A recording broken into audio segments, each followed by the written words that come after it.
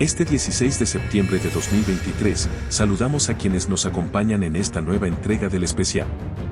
Legítima defensa, causa o pretexto. Capítulo 3. En el capítulo anterior registramos que además de los conflictos laborales que venían de los años 20, durante los años 30 se presentaron tres tipos de conflictos agrarios. Los relativos a las condiciones de trabajo en las haciendas, la cuestión de la propiedad de la tierra y, finalmente, las disputas relacionadas con la problemática de las comunidades indígenas. Tales conflictos se agudizaron, hasta adquirir el carácter de confrontación armada. También registramos que, entrados los años 30, existían organizaciones como el Partido Agrario Nacional, la Unión Izquierdista Revolucionaria y el Partido Socialista Revolucionario, embrión del Partido Comunista Colombiano, que distribuyeron su influencia de manera exponencial, mostrando la interrelación de la expresión política y la organización campesina de base. En este nuevo capítulo no debemos pasar por alto que también se organizó el movimiento estudiantil. Desde 1924 se había fundado la Federación de Estudiantes de Colombia, que fue objeto de presiones y persecuciones. La primera manifestación estudiantil de impacto nacional ocurrió el 8 de junio de 1929, en la cual cayó asesinado el estudiante de Derecho Gonzalo Bravo Páez. El origen de la protesta fue la reacción contra el nombramiento como jefe de la policía en Bogotá de un oscuro militar, señalado como protagonista de la masacre de las Bananeras. Desde ese día, año tras año, el estudiantado nacional se moviliza en rechazo al asesinato de este líder, recordándolo como el primer estudiante asesinado por el Estado.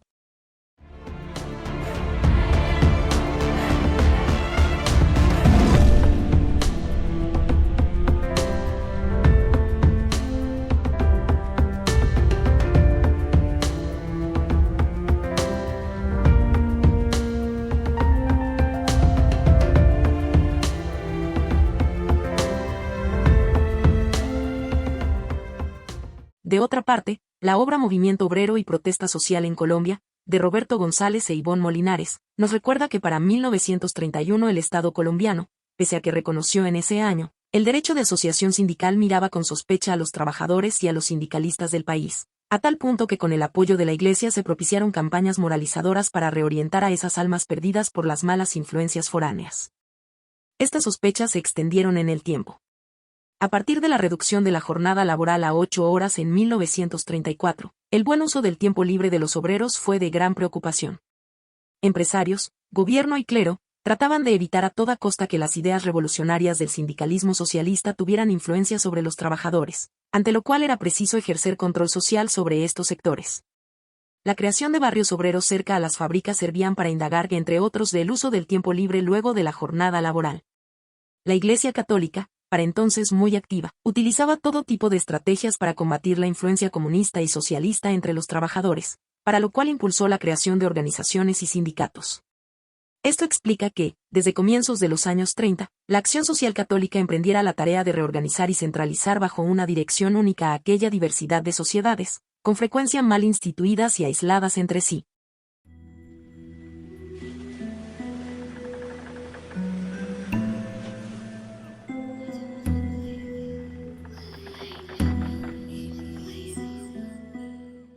Con la llegada del liberalismo al poder en 1930 se generaron inmensas expectativas en el movimiento obrero colombiano, luego de décadas de hegemonía conservadora. La política del liberalismo era ganarse para sí a todo el movimiento sindical, motivo por el cual facilitó escenarios para una mayor libertad de movilización social. Es pertinente reiterar que tanto el Partido Liberal como el conservatismo diseñaron estrategias para cooptar el movimiento sindical y unirlo a sus filas. Sin embargo, en ese escenario, el Partido Liberal demostró sus habilidades para atraer a sus filas a dirigentes sindicales que en muy distintos periodos se han considerado de oposición al establecimiento.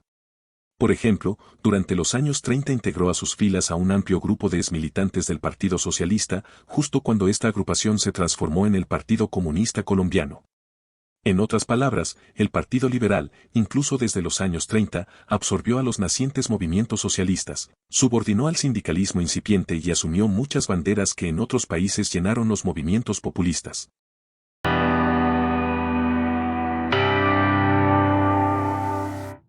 Hay que señalar que factores objetivos como la depresión económica de 1929 debilitaron la fuerza del movimiento de los trabajadores de la industria en las regiones petrolíferas. La disminución de la demanda de mano de obra que acompañó a la crisis mundial dejó a las organizaciones militantes de estos trabajadores en una situación de extrema vulnerabilidad y debilidad. Al respecto, consultar la obra de González y Molinares citada. Esta atmósfera de malestar se vio además enrarecida por las amenazas de insurrección. De acuerdo con la prensa de la oposición, el gobierno había creado una revolución imaginaria de rojos con el fin de adoptar medidas represivas. El activismo de los socialistas era, no obstante, evidente. Como eran también evidentes las simpatías revolucionarias de significativos sectores del liberalismo, especialmente entre veteranos de la Guerra de los Mil Días. En efecto, socialistas y liberales revolucionarios se habían reunido en Chocontá a mediados de 1928 para acordar los planes de una insurrección. La insurrección generalizada no tuvo lugar, pero a mediados de 1929 hubo levantamientos aislados en el Tolima, el Valle y Santander. Al respecto, la obra de Ignacio Torres Giraldo, Los Inconformes, es muy ilustrativa. Alfonso López Pumarejo, presidente electo de 1934 a 1938 de corte liberal, pretendió modernizar el país a través de una revolución en todos los estamentos que, hasta ese momento, habían estancado el progreso de toda la nación, con su plan de gobierno denominado la Revolución en Marcha. Estos estamentos estaban amparados bajo el manto de gobiernos conservadores y oligárquicos que propiciaban la continuación de costumbres profundamente feudales en la vida de los colombianos. Según López, la revolución que Colombia necesitaba solo podría ser posible dentro de un Estado liberal y donde el pueblo fuera quien eligiera tanto a sus gobernantes como a los cambios que urgían al país. Por esta razón, era el pueblo desde estas tesis, el encargado de sentar los pilares de la revolución. Así, los terratenientes se fueron haciendo enemigos de las reformas, en especial de la reforma agraria, porque sus capitales ensamblados con el agro, no podían permitir la influencia de una legislación de tierras que se encaminaba balbuceante hacia la ruptura de las formas atrasadas de producción. La derecha fundó la APN. Sus jefes, el conservador José Camacho Carreño y el liberal Juan Lozano y Lozano. Su periódico, La Razón. Sus objetivos eran, defender el sagrado derecho de propiedad. El 1 de mayo de 1936 se realizó el desfile del movimiento sindical. El presidente fue llamado compañero por los oradores populares. La unidad de López con el pueblo era total. Pero, fuerzas y personas de derecha incrustadas en el gobierno y en el Congreso, impedían que el presidente diera pasos más avanzados. El gobierno estaba sometido a los golpes venidos de los sectores de derecha, los latifundistas disgustados por la legislación de tierras, el conservatismo ulcerado por la pérdida del poder, la APN clamando contra los incipientes impuestos y el satanismo en espera de evitar toda solución presidencial que implicara continuidad con la revolución en marcha. Las leyes sociales, el nuevo trato a los viejos y antiguos problemas, la legislación agraria y tributaria, en lugar de dejar satisfechos a los oprimidos, abrió sus ojos a la luz del día, del siglo XX y del socialismo, no obstante que algunas de las disposiciones se quedaron escritas. Sin embargo, la mujer siguió sin derechos ciudadanos. El divorcio no fue aprobado. La industria privada de la enseñanza no fue abolida. Los auxilios eclesiásticos siguieron siendo aprobados por el Congreso, como antes. Los contratos petroleros, firmados durante la administración Olaya, no fueron rescindidos ni denunciados. La distancia en la vida, entre la ciudad y el campo, no se alteraron básicamente. Por esta misma época, el líder liberal Jorge Eliezer Gaitán creó la Unión Nacional Izquierdista Revolucionaria, movimiento de muy efímera duración en los tiempos en los que las lealtades partidistas eran muy arraigadas y, por tanto, para no distanciarse del pueblo, Gaitán optó por retornar al seno del liberalismo. El investigador Gary Husken decía al respecto que por esa época en Colombia se nacía con el rótulo partidista pegado al cordón umbilical. En medio de estas trifulcas el liberalismo perdió el poder ante los conservadores.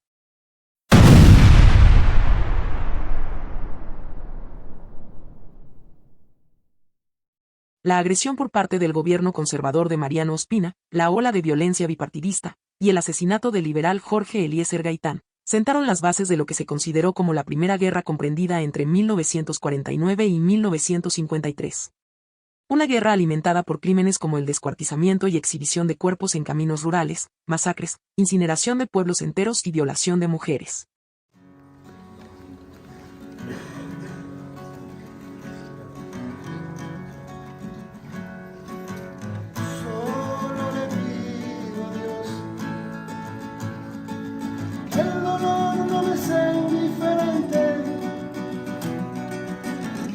Reseca muerte no me encuentre, vacío y solo sin haber hecho lo suficiente.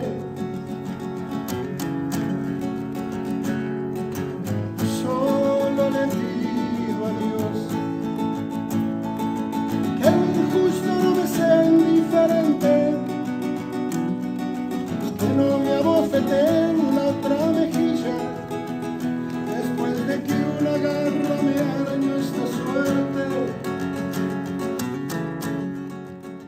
Desde 1946, agrupaciones armadas de origen conservador atacaron a campesinos por su filiación liberal. La persecución y las presiones adquirieron un perfil violento. Los principales actores de estas acciones fueron los denominados pájaros, financiados por grandes terratenientes y gamonales, alimentados espiritualmente por el odio partidista conservador. Como consecuencia, las autodefensas organizadas por el Partido Comunista Colombiano se mantendrían activas. El 30 de agosto de 1949, el gobierno solicitó a los tribunales la liquidación jurídica de la Central de Trabajadores de Colombia. En las áreas rurales, las autodefensas liberales como las comunistas se mantuvieron frente a la violencia partidista. Cárdenas Arrias Armando, en su obra En Bogotá nos pillamos, trajo a colación que el Partido Comunista Colombiano mediante su Comité Ejecutivo Central el 7 de noviembre de 1949 orientó lo siguiente. Hay que organizar, de inmediato, en todas partes comités, comandos y brigadas para la defensa de la vida y de las libertades ciudadanas, en los barrios, fábricas, transportes, minas, haciendas, ingenios, veredas, para que las masas obreras y campesinas estén en capacidad de dar una respuesta efectiva y contundente a los agresores reaccionarios. Así, las autodefensas dejaron de ser espontáneas y su construcción se constituyó en una prioridad política generalizada para los cuadros comunistas. Se respondía así a los ataques de la policía, el ejército y las bandas civiles armadas por el gobierno conservador. Las autodefensas se desplegaron incluso en zonas donde hubo predominio de guerrillas liberales conformando hasta 36 frentes. Las primeras se organizaron en el Tequendama, llamadas Guardias Rojas. Otras conformadas en Villarrica, Tolima y las del Palmar en el Sumapaz. Unas y otras, estaban integradas por hermanos, parientes y vecinos. La estructura de las autodefensas comunistas se ajustó a las reglas del partido, esto es, elección de un jefe político y de los jefes militares en una asamblea general. La dirección comunista designó a un teniente para orientar la táctica militar. Igualmente, promovieron la creación en Biotá, Cundinamarca, de un centro de operaciones donde muchos cuadros serían formados en la Escuela Nacional de Cuadros Comunistas, que tenía su asiento en esa región. A su vez, en el sur del Tolima, se organizaron destacamentos en veredas como Buenos Aires, Irco, La Marina, Horizonte, Ambeima y Chicalá que tenían como preocupación central el aspecto militar, esto es, adiestramiento y armas.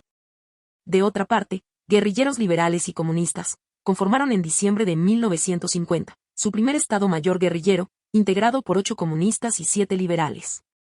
Este Estado Mayor se creó en el marco de una conferencia guerrillera liberal comunista realizada en el cañón del río Cambrín, que dio a los grupos que actuaban bajo su orientación el nombre de Ejército Revolucionario de Liberación Nacional y estimuló acciones militares conjuntas. Empero, se acordó mantener separados sus núcleos armados de base.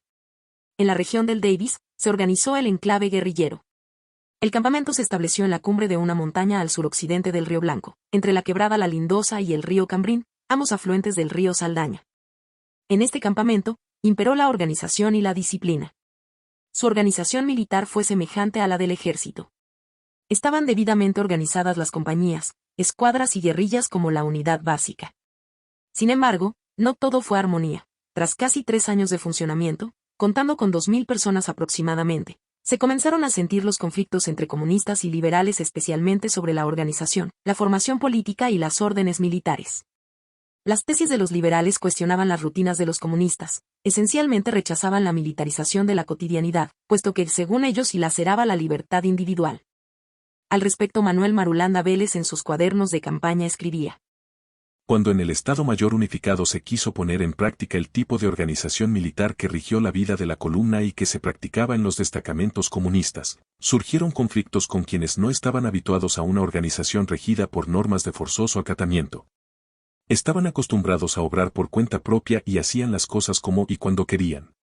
Al estructurar las unidades básicas guerrilleras con sus respectivos comandantes y reemplazantes político-militares y designar los responsables de cada frente de actividad, los que estaban acostumbrados a irse a su casa a la hora que estimaban conveniente y regresar cuando lo consideraran de su agrado se hallaron incómodos.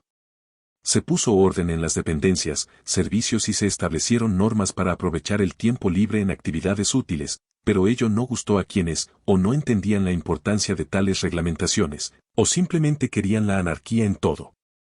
Ofendió a muchos que el producto de las revanchas fuera ahora distribuido de conformidad con las necesidades de cada cuerpo armado y personales y se indignaron porque las armas tomadas en acción fueran ya no de propiedad privada y venta obligatoria de los jefes, sino de pertenencia colectiva del movimiento y destinadas exclusivamente al servicio de la lucha. Muchos guerrilleros liberales llamados en su época guerrilleros limpios, se sumaron a las guerrillas del común por encontrar en el colectivismo comunista una opción mejor que el individualismo liberal. Además de Ciro Trujillo, en 1953 Jacobo Priazalape y Pedro Marín se vincularon a las guerrillas comunistas y al Partido Comunista Colombiano. El rompimiento no fue pacífico ni tranquilo, hubo enfrentamientos armados, que dejaron un saldo de 47 muertos de los limpios y 25 de los comunes. Tanto liberales como comunistas argumentaron la resistencia armada. A pesar de sus diferencias, la legítima defensa fue la justificación común para responder a la violencia con violencia, en ocasiones institucionalizada.